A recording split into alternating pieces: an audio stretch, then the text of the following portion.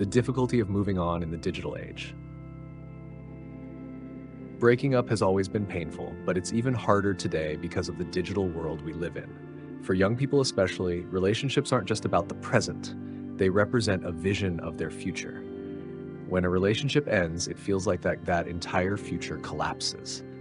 In the past, moving on was simpler. You could remove physical reminders, throw away old photos, and create real distance. But now, social media constantly renews the presence of the person you lost. At any moment, with just a few clicks, you can see their new life unfolding without you.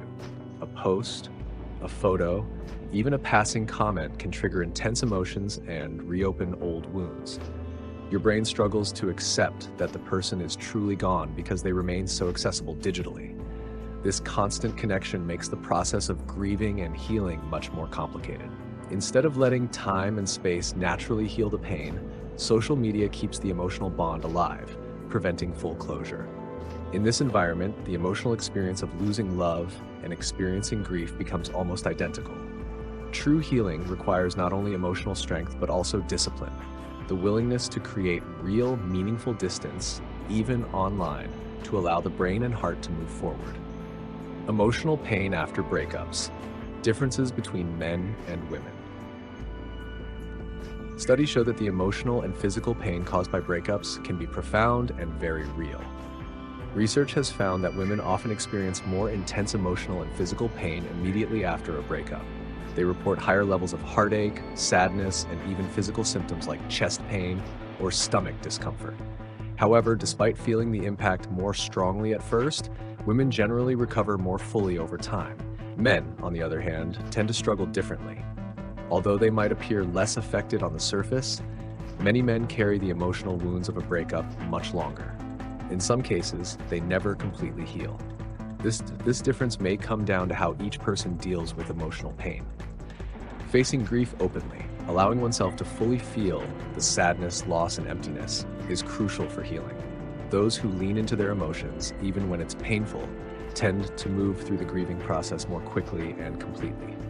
Avoiding emotions by distracting oneself with anger, new relationships, alcohol, or overwork may seem effective at first, but it actually prolongs the pain.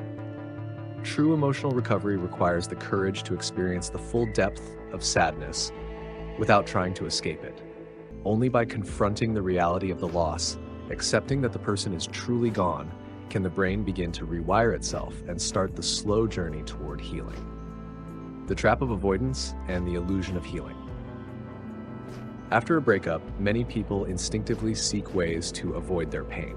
They dive into distractions like working excessively, drinking, pursuing casual relationships, or constantly talking about the breakup. These behaviors may provide temporary relief, but they prevent true healing. In reality, the brain needs to update its internal map to truly accept that the person is no longer accessible. Without confronting this reality, emotional bonds remain, and the brain keeps reaching for something that no longer exists. This prolongs suffering and can even lead to self-destructive behavior, much like animals in studies who injure themselves trying to reach something they cannot have anymore. Talking endlessly about the breakup, overanalyzing what went wrong, or fantasizing about getting back together are all ways people unconsciously stay stuck. Some analysis is healthy, but too much can become a form of emotional perseveration, locking the mind in the past. The key difference between those who heal and those who remain stuck is the willingness to fully experience the sadness. Those who allow themselves to feel the full intensity of grief without trying to bury or suppress it can eventually let go. Avoidance may seem like a path to recovery, but it is ultimately just a delay. Facing the truth head-on, though painful, is the only way forward. Suppression of grief and its hidden cost. From a young age, many of us are taught that strength means suppressing emotions. In the face of grief, we learn to control ourselves, to lower our heart rate, stay composed, and continue functioning as if everything is fine. This form of top-down control, where the conscious brain overrides emotional responses, is seen as a success. Society praises those who seem unaffected, who go to work, smile, and stay strong after a painful loss. But grief is not simply an emotional reaction, it is an autonomic state. It floods the body with intense, negative arousal, a storm that demands to be felt. When we force ourselves to tamp it down instead of allowing it to pass through, the grief doesn't disappear. It lingers beneath the surface, silently influencing our energy, creativity, relationships, and overall sense of well-being. Some people, like Steve Jobs, understood the importance of emotional release. He believed in cathartic practices like primal screaming to purge built-up pain. Without such intentional outlets, suppressed grief finds unhealthy ways to express itself through anger, burnout, isolation, or chronic dissatisfaction. True healing requires creating space for these emotions.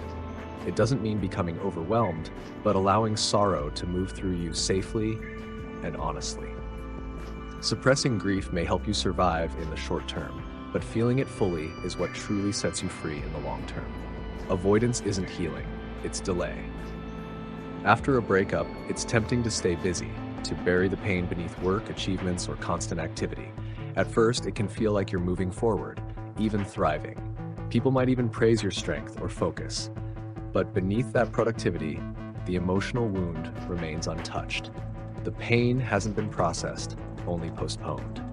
Avoidance creates the illusion of healing. You may look fine, but inside, unresolved grief continues to shape your decisions, relationships, and emotional patterns. Without truly confronting the loss, without breaking the brain's emotional association with that person, you remain tied to the past. True healing takes courage. Not the kind that powers through the day, but the kind that slows down and allows space for sadness. It's about sitting with your feelings, however painful, and letting them move through you. Only then can your mind begin to release its grip on what was and open itself to what could be. Healing isn't a race.